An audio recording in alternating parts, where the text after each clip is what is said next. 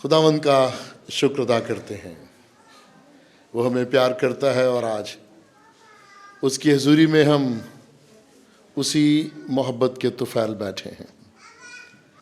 عزیزو،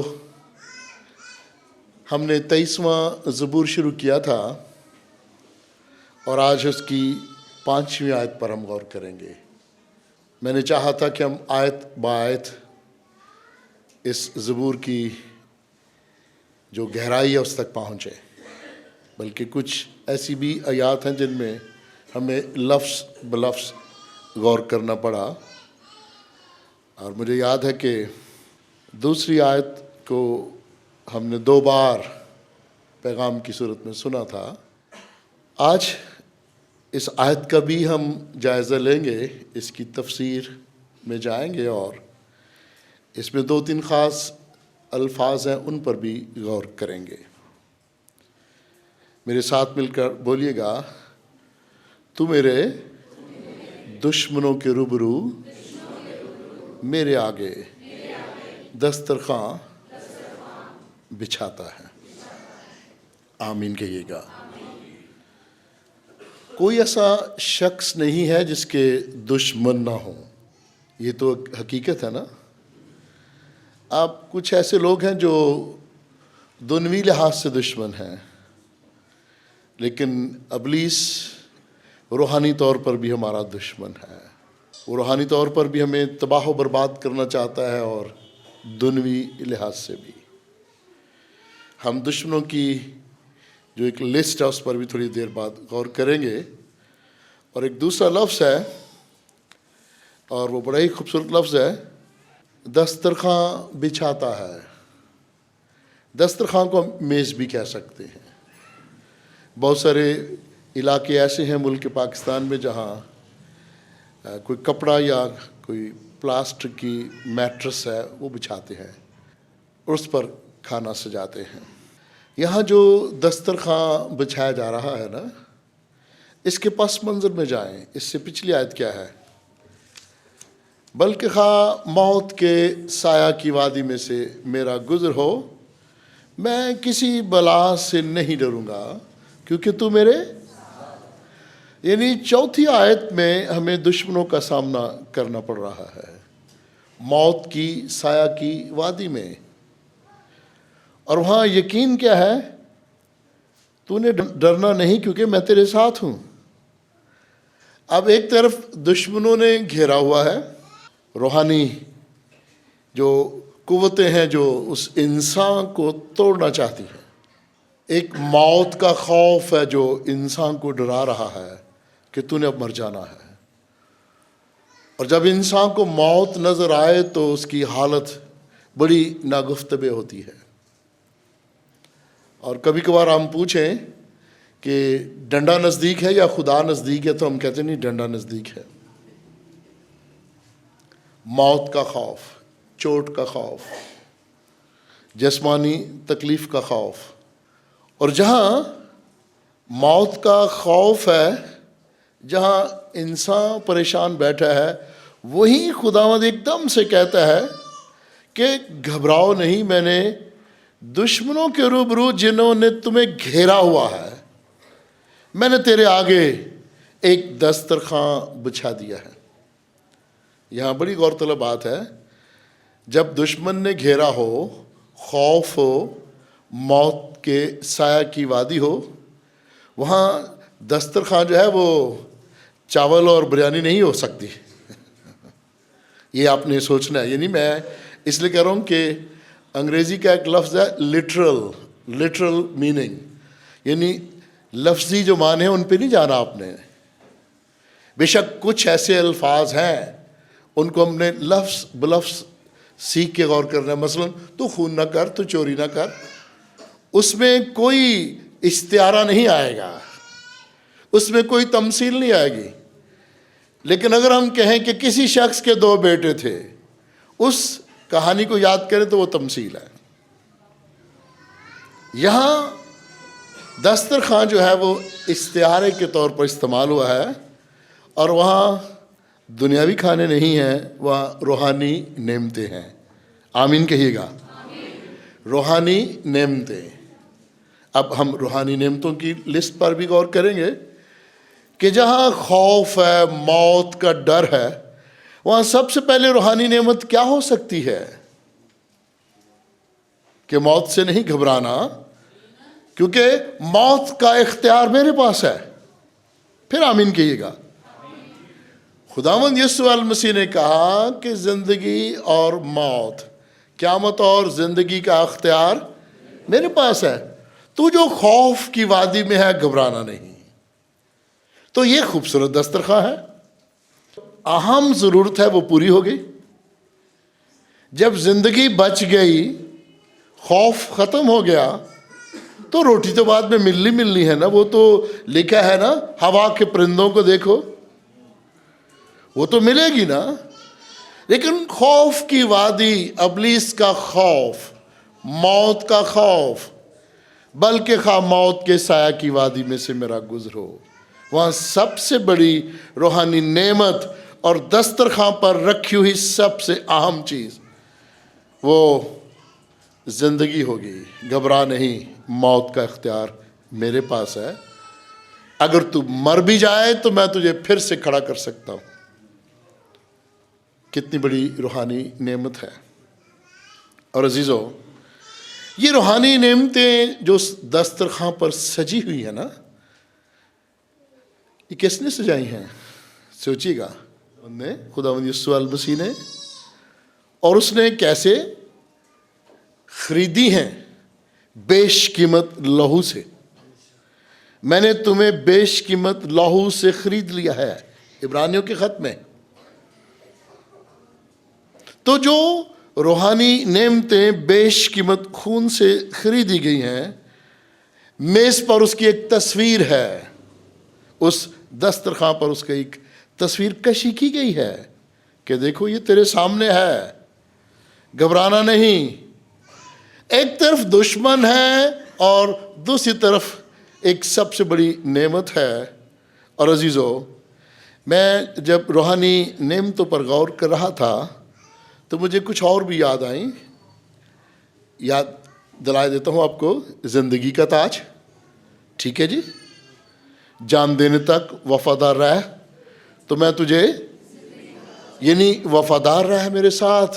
اس موت سے نہ گھبرا، ابلیسی قوتوں سے نہ گھبرا. موت پر فتح، روحانی فتح، روحانی نعمت. باپ کی حضوری میں بہت سارے مکان ہیں. روحانی نعمت. ہم نے دنیاوی طرح طرح کے کھانوں کا تصور نہیں لانا اس آیت میں. جہاں ابلیس نے گھیرا ہو وہاں یہ ضروری ہے کہ ایمان کی پختگی حاصل ہو جائے. اور پھر پاکیزگی کی پوشاک بھی. دیکھو، اگر تم مر بھی جاؤ، ہلاک بھی ہو جاؤ، تو میں تمہیں نئی زندگی دے کر نئی پوشاک عطا کرنے کا اختیار رکھتا ہوں. اس لیے تجھے موت کے خوف کی جو وادی ہے اس سے ڈرنے کی کوئی ضرورت نہیں ہے. عزیزو، ہم روحانی نعمتوں کو بسا اوقات مکس کر دیتے ہیں جسمانی نعمتوں کے ساتھ. یہ بھی ذہن میں رکھیے گا. اسی لیے اچھے ایماندار لوگ جو ہیں وہ کہتے ہیں کہ خداوند تو پہلے مجھے روحانی طور پر تو مضبوط کرنا.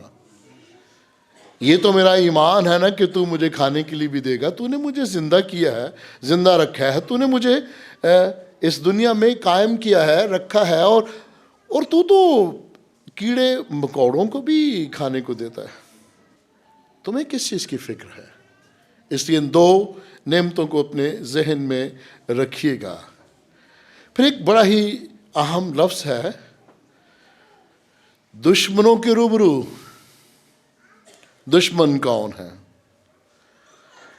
22ویں زبور میں استعارے کی صورت میں بیان کیا گیا ہے. میں ذرا وہ الفاظ دہراؤں گا. 22واں زبور ہے، اس کی 12ویں، اس کی 16ویں، اس کی 21ویں آیت آپ پڑھ سکتے ہیں. تفصیل میں لکھا ہے، اے خداوند، بہت سے سانڈوں نے مجھے گھیر لیا ہے. सांडों ने, ताकतवर जानवर हैं, खतरनाक जानवर हैं। उसके बाद कुत्तों ने मुझे घेर लिया है। फिर बदकारों की गिरोह मुझे घेरे हुए है। बदकार, शैतानी सोच रखने वाले लोग, उन्होंने भी मुझे घेर रखा है। 21वीं आयत, आए खुदावंद मुझे बब्बर के मुंह से बचा। मैं ईमान रखता हूं तूने सांडों के सींगों में से भी मुझे छुड़ाया है। सांडों के जो सींग हैं उनका मुकाबला बब्बर शेर भी नहीं कर सकता। मैंने वो देखी हैं जो नेशनल ज्योग्राफी चैनल है ना, उसमें कि उनके सींग जब फंस जाते हैं शेर की खाल में, उसके बदन में, तो शेर के पास कोई चारा नहीं होता सिवाय हलाकत का। अब मुझे बताइएगा इन जानवरों के नाम क्यों लिए गए हैं? ये इश्तिहारे हैं और कई दफ़ा ख़तरनाक जानवर जो हैं वो शयातीन की अलामत के तौर पर इस्तेमाल होते हैं। इसका एक और मकसद है कि ये जो मुखालफत है ना, इंसानी मुखालफत से बढ़कर है। यानी इतने ख़तरनाक जानवरों ने मुझे घेर रखा है। और फिर हम कहते हैं सांप अजदहा से मुझे बचा, इस्तेमाल करते हैं ना। अब आप सोचिएगा कि इतने खतरनाक माहौल में दुश्मनों ने हमें घेर रखा। और जब मैं अपने मौजूदा मुआशरे पर गौर करता हूँ, हैरान भी होता हूँ, परेशान भी होता हूँ, और खुदावंद में उम्मीद भी रखता हूँ कि कोई परवाह नहीं। तूने मुझे आगे से, पीछे से, दाएं से, बाएं से, ऊपर से, नीचे से घेर रखा है। ये भी मज़ामीर की किताब में लिखा है। कई साल पहले की बात है, नासरत कॉलोनी चर्च में मैं 22वें ज़बूर को पेश कर रहा था, और जब मैंने ये चंद आयात दोहराई, क्या है खुदावंद कुत्तों ने हमें घेर रखा है, तो एक बहन मुझे कहती है, पादी साहब जी ਤੁਹਾਨੂੰ ਤੇ नहीं ना लोगों लिए ਇਹੋ ਜਿਹੇ लफ्ज़ इस्तेमाल करने चाहिए। लफ्ज़ी बात है। तो मैंने कहा भैन जी ए नबी इस्तेमाल कर सकता तो मैं नहीं कर सकता। मैं क्या ये तो ज़बूर नवीस कह रहा, मैंने कब कहा? तो मैंने कहा कुत्ते के लफ्ज़ से बुरा ना बनाइएगा, यूरोप अमेरिका वाले लोगों से पूछिएगा कुत्ते को कितना प्यार करते हैं, उसकी इज्जत कितनी है। और क्या मैंने आपको एक दफ़ा बताया था, स्विट्ज़रलैंड के शहर जेनेवा में मुझे एक कॉन्फ्रेंस में, जिनीवा वो बोलते हैं, उर्दू में हम जेनेवा कहते हैं, एक गिरजाघर में कलाम सुनाने का मौका मिला। 40-50 लोग थे और वो बूढ़े लोग थे। तो ज़ाहिर है वो बूढ़े लोग जो हैं उनके पास तरबियत याफ्ता कुत्ते होते हैं। वो तो वैसे लफ्ज़ कुत्ता भी ज़रा जिस तरह हम माशरे में कहते हैं ना कुत्ता जिया, तो लोग बुरा मनाते हैं ना। और अजीज़ो, मेरी जो बड़ी बेटी है ना, एक ही बेटी है हन्ना, तो उसको अगर मैं कभी कहता था ना हन्ना कुत्ते ने परा कर के, ना कुत्ता नहीं कहना, इज्जत से बुलाएं, सिम्बा, उसका नाम सिम्बा है। यूरोप में भी ऐसे करते हैं। फिर मैं कभी कभी छेड़ने के लिए कहता था सिम्बा साहब। उसकी खुराक भी कीमती थी, इम्पोर्टेड थी। और हमारे पास जो यहाँ पर हैं फैसलाबाद में, तो मेरी वाइफ उन्हें आम रोटी और वो जो नहीं गोश्त का सूप और सालन मिक्स करके देती है। तो बेटी कहा करती थी ये पादरी मिशनरी के कुत्ते हैं, मेरा कुत्ता जो है वो डॉक्टर का कुत्ता है, उसकी खुराक अच्छी है। ये एहतराम है, ये शौक़ है। और मैंने उस बहन को कहा, बहन तो ये क्यों गुस्सा किया तूने कि ये आयत में ऐसे कहा गया, इश्तिहारा है, ये इश्तिहारा है। मेरे वालिद साहब अक्सर मेरे एक भाई को क्या करते थे, सूरजिया पढ़दा नहीं। ये कोई गाली नहीं है, ये इश्तिहारे हैं, मुहावरे जिसको उर्दू ज़ुबान में आप कहेंगे। सो प्यारी बहनों और प्यारे भाइयों, ये जो जानवर हैं ये खौफ की अलामत है। और यूँ लगता है जैसे इंसानी जो दुश्मन उनसे ख़तरनाक है। ये जानवर अगर फाड़ खाएं तो इलाज मुश्किल हो जाता है। پھر ایک اور دشمن کا میں ذکر کروں گا. زبور نویس لکھتا ہے پہلے زبور میں، خطا کاروں سے ہمیں بچا. خطا کار ایک اور لفظ ہے، بدکاروں سے، غرور کرنے والوں سے بچا. اور زبور نمبر 2 اس میں کیا لکھا ہے؟ قومیں مسیح کی مخالفت کرتی ہیں اور اس کے لوگوں کی مخالفت کرتی ہیں. قومیں بھی، یہ کون سی قومیں ہیں؟ یہ غیر اقوام ہے نا، جو مسیح کو اپنا شخصی نجات دہندہ نہیں مانتے، وہ غیر. پھر کہا کہ زمین کے بادشاہ بھی میرے مسیح کے خلاف ہو گئے. یعنی قومیں بھی دشمن ہوئیں، زمین کے بادشاہ بھی دشمن ہوئے. اب آپ جانتے ہیں تیسری دنیا کے جو ملک ہیں وہاں پر جو قوانین ہیں بھی، اگر معاشرے میں کسی غریب طبقہ سے نفرت کی جاتی ہے وہ تو ایک معاشرتی ایشو ہوا نا. لیکن جس کے قانون میں لکھا ہو کہ آپ دوسرے درجے کے شہری ہیں تو وہاں تو حکمرانوں کا قصور ہوا نا. قوموں کے بادشاہ بھی میرے مسیح اور مسیح کے ماننے والوں کو حقارت کی نگاہ سے دیکھتے ہیں، گویا وہ بھی دشمن ہے خدا کے لوگوں کے. پھر ناحق بے وفائی کرنے والے خداوند سے، وہ بھی دشمن ہے. دغاباز بھی دشمن ہے. اور دغاباز کے بارے میں لکھا ہے، دغاباز تے خونی کدی ادھی عمر نہ پاوے، پر ہے میری آس یہوہ یا رب تیرے اتے. پھر بے دین لوگ جن کا کوئی دین نہیں ہے وہ بھی دشمن ہے. اور اس کے بعد عزیزو، بے انصاف شخص جو انصاف نہیں کرتا وہ بھی دشمن ہے. خونی اور پھر خود غرض وہ بھی دشمن ہے. آپ کا دشمن ہے، ہمارا سب کا دشمن ہے. مطلب پرست بھی دشمن ہے. مظلوموں کے معاملات کو جو درست نہیں کرتا وہ بھی دشمن ہے. اور یہاں آیت کیا ہے؟ دشمنوں نے مجھے گھیر رکھا ہے. یہ دشمن ہیں سارے. یعنی جن جانوروں کے نام میں نے لیے ہیں، خونخوار جانوروں کے، ان کے ساتھ یہ لوگ بھی دشمن ہیں. اور ایک اور بڑا ہی پیارا جملہ ہے، خدا کے بھی دشمن ہیں. یہ نہ کہیے گا کہ خدا جو قادر مطلق ہے اس کا کوئی دشمن نہیں ہے.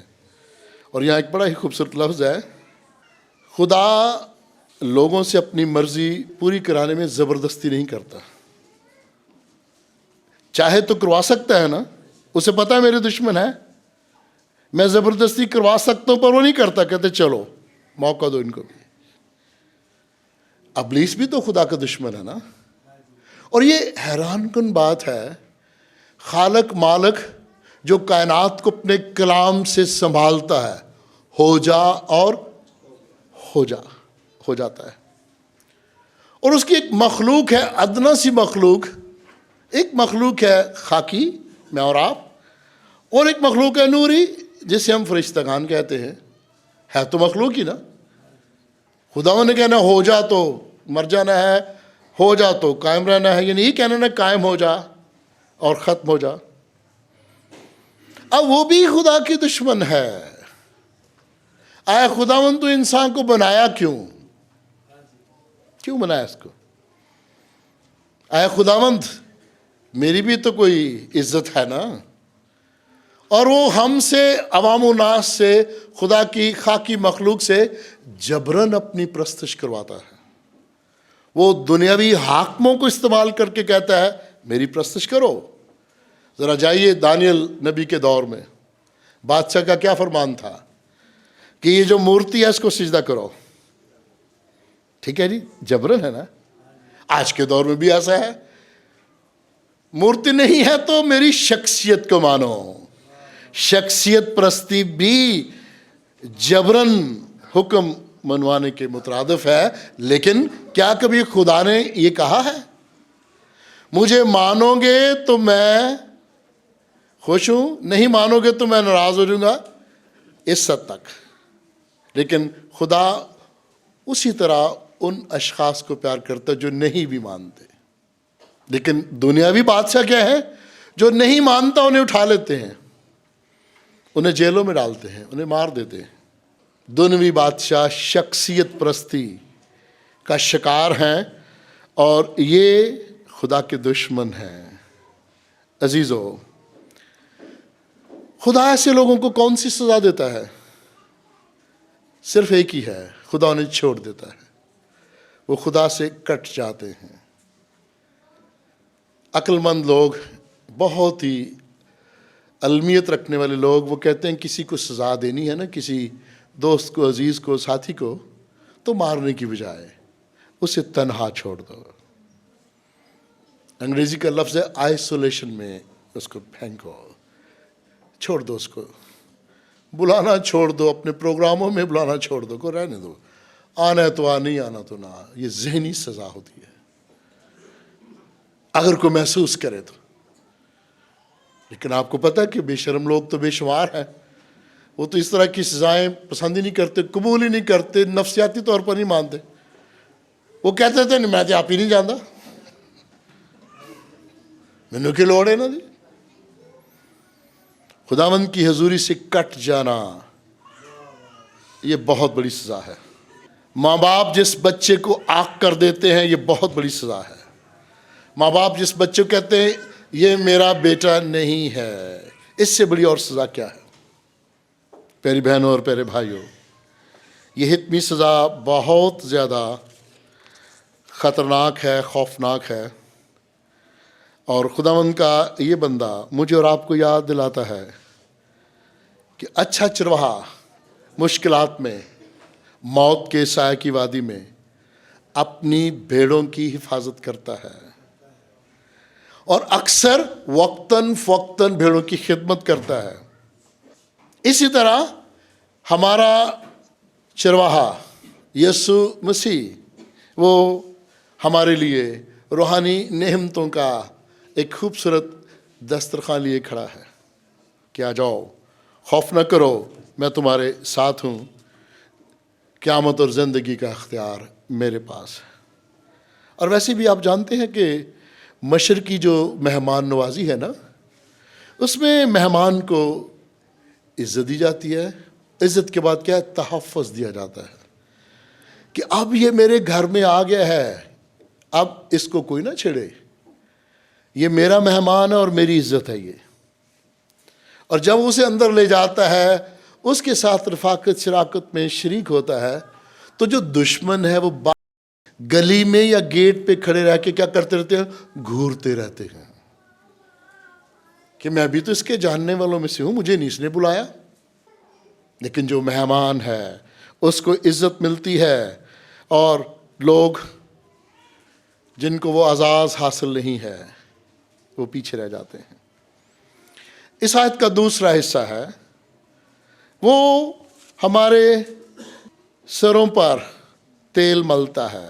تو نے میرے سر پر تیل ملا ہے، تو نے میرے سر پر تیل ملا ہے۔ اور عزیزو، چرواہے اپنی بھیڑوں کے سروں کو تیل سے مسا کرتے ہیں۔ کیوں کرتے ہیں؟ تاکہ انہیں جو خراش وغیرہ لگی ہے، جو زخم ہے، اس سے سکون ملے۔ غور کرنا اس پہ۔ کاہنوں کو تیل سے مسا کرنے کا کیا مطلب ہے؟ انہیں خدمت کے لیے مسا کیا جاتا ہے۔ بھیڑوں کو تیل سے مسا کیا جاتا ہے تاکہ ان کے سر میں کوئی زخم ہے، کوئی خراش ہے تو وہ ٹھیک ہو جائے۔ کاہنوں کو خدمت کے لیے مسا کیا جاتا ہے۔ بادشاہ کو تیل سے کیوں مسا کرتے ہیں؟ یہ اس کی تاج پوشی ہے۔ اونچی آواز بولیے گا، یہ اس کی تاج پوشی کا نشان ہے کہ اسے مخصوص کر دیا گیا ہے۔ سیم النبی نے کیا تھا سول بادشاہ کو اور داؤد بادشاہ کو۔ جب میں اور آپ، ہم مسیح کو نجات دہندہ کے طور پر قبول کرتے ہیں، تو خداوند ہمیں کیسے مسا کرتا ہے؟ خوبصورت لفظ ہے، تو ہمیں روح القدس سے مسا کرتا ہے۔ تیل تو بس ظاہری نشان ہے نا، ایمانداروں کو روح القدس سے مسا کرنا۔ لیکن اس کا بھی ایک مذاق سا بن گیا ہے عزیزو۔ ایرا گہرا نتھو خیرا، مجھے اور آپ کو کہے گا ارا، اور ایک دم سے سر پہ ہاتھ رکھ کہتا ہے بس تینوں روح القدس مل گئی، چلا جا۔ اس طرح ملتی ہے. روح القدس سے مسح کیا جاتا ہے اور اس کے بعد اس کے پھل نظر آنے چاہیے. میں نے آپ کو روحانی جو نعمتوں کے پھل بتائے ہیں، جو روحانی نعمتیں بتائیں دسترخوان پر، ان پہ غور کیجئے گا. عزیزو، جب ہمیں روح القدس سے مسح کیا جاتا ہے تو اس کا نشان کیا ہے؟ بڑا غور طلب ہے. خدا جو روح القدس ہے، غور کیجئے، خدا جو روح القدس ہے. پھر ایک اور لفظ پہ جائیے گا، خدا باپ کے روپ میں، خدا بیٹے کے روپ میں، اور خدا روح القدس کے روپ میں. خدا جو روح القدس ہے وہ کیا کرتا ہے؟ وہ ہمارے اندر تعلیم کی خدمت سر انجام دیتا ہے. ہمارے اندر تعلیم کی خدمت سر انجام دیتا ہے. آمین کہیے گا. یعنی روح القدس کا اثر کیا ہے کہ وہ اندر آ کے کام کرتا ہے. خدا جو روح القدس ہے، تو روح القدس ایسے نہیں بھاگا پھرا جو دکانداری ہو. خدا جو روح القدس ہے، جس کے وسیلے ہمیں یہ برکت ملتی ہے، وہ ہمارے اندر آ کے تعلیم کی خدمت. شروع میں نے بتایا تھا کہ کاہنوں کو جب تیل سے مسح کیا جاتا ہے تو اس کا مطلب ہے یہ خدمت کے لیے مسح ہوئے ہیں. ایمانداروں کو روح القدس سے مسح کرنے کا مطلب ہے خدا اندر سے انہیں تعلیم دیتا ہے کہ تم بھی تیار ہو جاؤ خدمت کے لیے. عزیزو، جب ہم مسیح میں حاصل کردہ ان ساری فضل کی برکات کو حاصل کر لیتے ہیں تو پھر شکر گزاری کے طور پر ہم کیا کہتے ہیں؟ کبھی سوچا کیا کہتے ہیں؟ پنجابی میں بتاؤں گا کہ جی بلے بلے کسی چیز دی کمی نہیں، کہ یہی کہتے ہیں نا جی. ایک اور کہتے ہیں جی خداوند نے ہمیں ہماری سوچوں سے زیادہ دیا. تو اس کو جو آیت ہے اس میں بیان کرتا ہوں، میرا پیالہ لبریز ہوتا ہے، میرا پیالہ. اور ایک اور پنجابی کا محاورہ جی، اے خالی پانڈا ہے تے اے پریا پانڈا ہے. کیوں جی؟ ہے نا؟ جو پیالہ ہی لبریز ہے خدا کی نعمتوں سے، وہاں سے آپ کو اچھی چیزیں ہی نکلتی نظر آئیں گی. اور جو پیالہ خالی ہے وہ ٹاں ٹاں کرتا رہے گا. ٹنٹا نہیں کرے گا نا، کچھ بھی نہیں ہے. وہ ٹنٹن اس لیے کرتا ہے، او میرے وال بھی دیکھو. پیاری بہنوں، پیارے بھائیوں، آیت کو دوبارہ پڑھیں گے. تو میرے دشمنوں کے روبرو، اونچی آواز میں، تو میرے دشمنوں کے روبرو میرے آگے روحانی نعمتوں کا دسترخوان بچھاتا ہے. تو نے میرے سر پر تیل ملا ہے، میرا پیالہ لبریز ہوتا ہے. آمین. یعنی تو نے اتنی روحانی نعمتیں مجھے دے دی ہیں، مجھے اب کسی چیز کی کمی نہیں.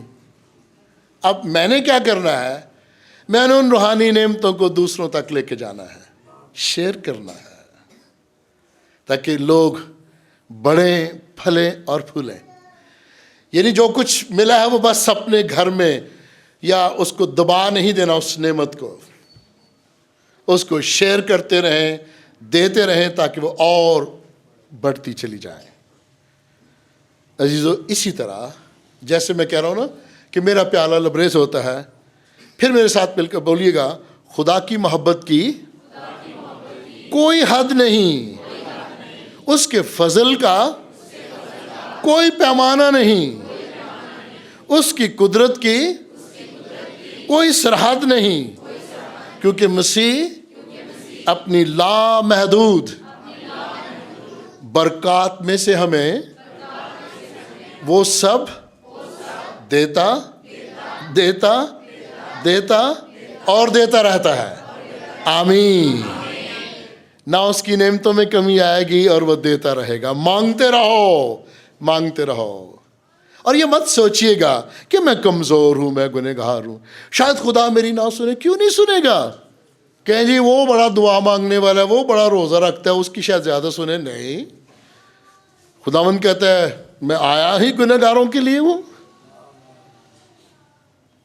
کلام مقدس میں بڑا واضح لکھا ہے نا، تھکے ماندو بہت سے دبے ہوئے لوگوں، قصوروارو گنہگارو سب میرے پاس آؤ، بہت سے دبے ہوئے لوگوں۔ عزیزو، آخری بات، اس کے دسترخوان پر کسی چیز کی کمی نہیں ہے، کیونکہ اس کی برکات لا محدود ہے، اس کی قدرت کی کوئی سرحد نہیں ہے، یعنی اس کی قدرت اور اختیار لا محدود ہے۔ اور جو لا محدود ہے، اس سے یہ 6 ارب یا 8 ارب جو دنیا کی آبادی ہے کچھ بھی نہیں ہے۔ یہ تو مانگو اور مانگو، جتنی مرضی مخلوق آ جائے۔ اگر ہم 7-8 ارب دنیا کی آبادی مان بھی لیں تو جانوروں کی آبادی کتنی ہے عزیزو؟ پرندوں کی، اور جو آبی جانور ہیں اور جو رینگنے والے جانور، ان کی آبادی کتنی ہے؟ انگنت ہے نا۔ تو سب کو دیتا ہے نا وہ، لامحدود اختیارات والا خداوند ہے۔ آج کی یہ خوبصورت آیت اپنے ذہنوں میں رکھیے گا، تو نے میرے دشمنوں کے روبرو میرے آگے دسترخوان بچھا دیا ہے، ایمان ہے۔ آئے ہم اپنے سروں کو جھکائیں، آپ بھی اپنے دلوں میں دعا کیجئے گا، کیونکہ سب کی دعاؤں کو خداوند سنتا ہے اور جواب دیتا ہے۔